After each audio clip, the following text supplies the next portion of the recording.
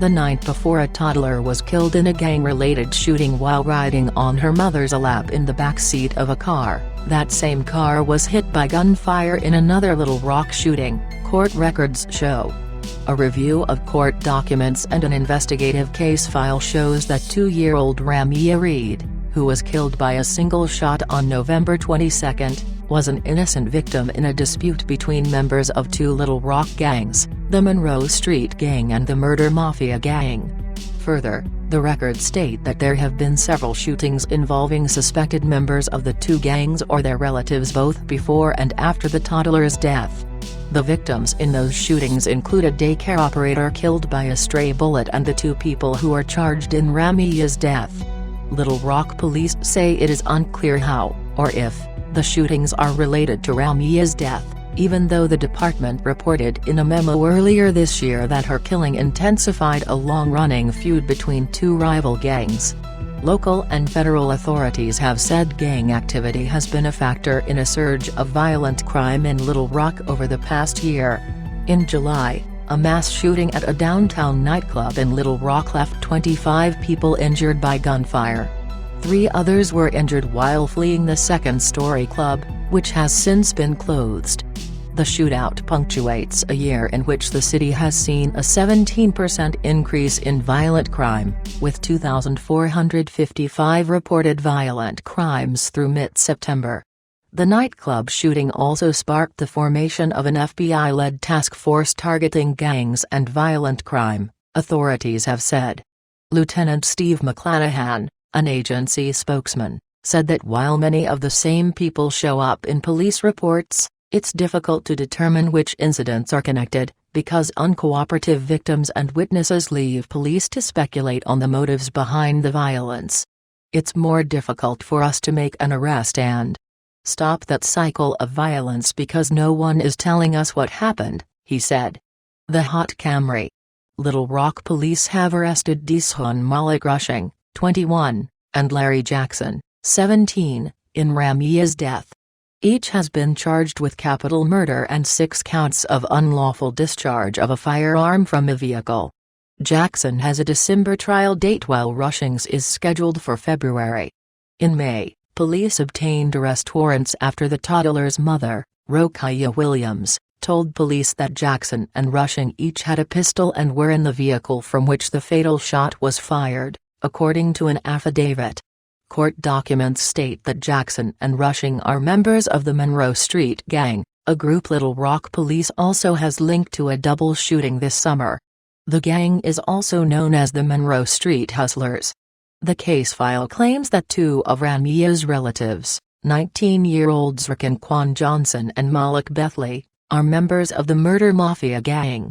Shunta Johnson, a cousin of Ramia's mother, told police that she was driving a Toyota Camry on South Harrison Street on November 22 when shots were fired from another vehicle as they turned at an intersection, according to the affidavit. Ramia was on her mother's lap at the time of the shooting, wearing a Minnie Mouse t-shirt and a Hello Kitty hoodie adorned with polka dots. During the interview, Shunta Johnson told police that her sons, Raquan Johnson and Bethley, had been having problems with the Monroe Street Gang, according to the affidavit. She also told police that the same Camry had been shot at the night before Ramia's death. Bethley later told detectives that he was the one driving when someone shot at the car, according to the affidavit. At Ames Medical Center after Ramia's shooting, a Little Rock detective reported that an unidentified woman approached a relative of Ramia's and asked why the baby was in the car. "You all knew that car was hot, why that baby in the car if it's hot?" the woman said, according to the file.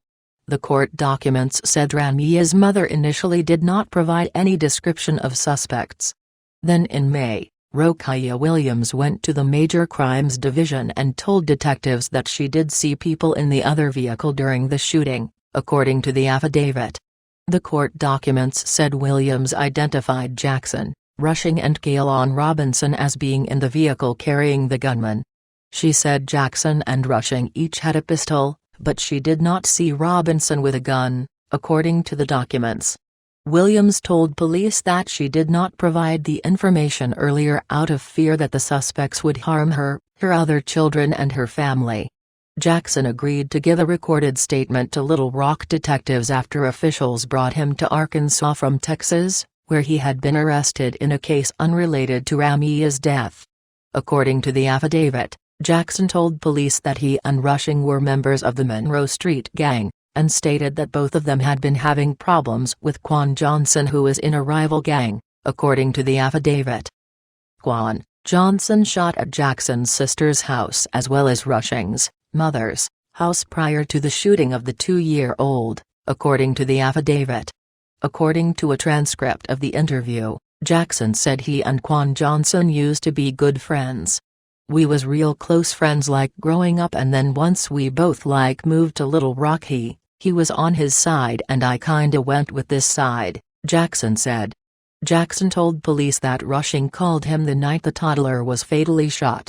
During the conversation, Rushing said he had messed up and had done something he could not take back, according to the affidavit. According to Jackson, they met in person a day or two later. He told police that Rushing said he had killed the toddler, according to the affidavit. Rushing told Jackson that he was driving down the street and thought he saw Quan Johnson in a car, so he started shooting and then drove off. He did not realize until later who had been shot, according to the court documents. According to the affidavit, Rushing told Jackson that he was driving a white Mitsubishi Eclipse during the shooting, a vehicle Rushing had previously picked up from a crackhead.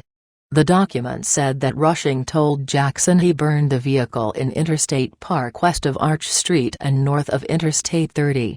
Hours after the fatal shooting on November 22, Little Rock police found a Mitsubishi Eclipse in Interstate Park.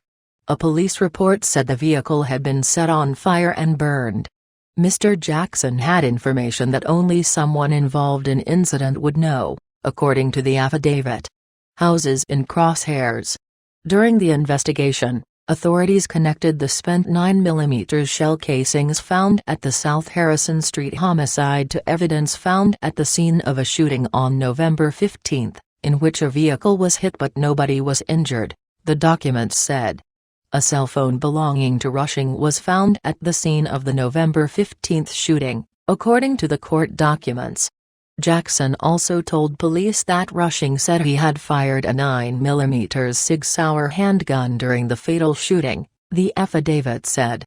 The day after Ramia's death, her relative Malik Bethley was grazed by a bullet during a shootout outside the Sharks Fish and Chicken at 3323 Fair Park Boulevard, according to a homicide case file. Police reported that investigators found about 40 shell casings at the scene. Months before Ramia's death, in June 2016, her relatives reckon Johnson was shot in the buttocks, according to a report. A witness said a person in a white pickup had shot at Johnson outside his residence at 3320 Loncoy Street, according to the report. Rushing and Jackson were both shot in the months after Ramia's death. In April, Rushing was hit by a bullet in a drive-by shooting on Park Lane. The gunfire also killed 60-year-old Shirley Jackson, who ran a daycare down the street from where Rushing was shot, police said. She was not the target of the shooting, authorities said. Before his arrest in May, Rushing's listed residence at 28 Barbara Circle has been shot at multiple times in the past year, police reports show. Last year, on Halloween night, Little Rock police responded to the home after the family inside heard gunfire outside, according to the report.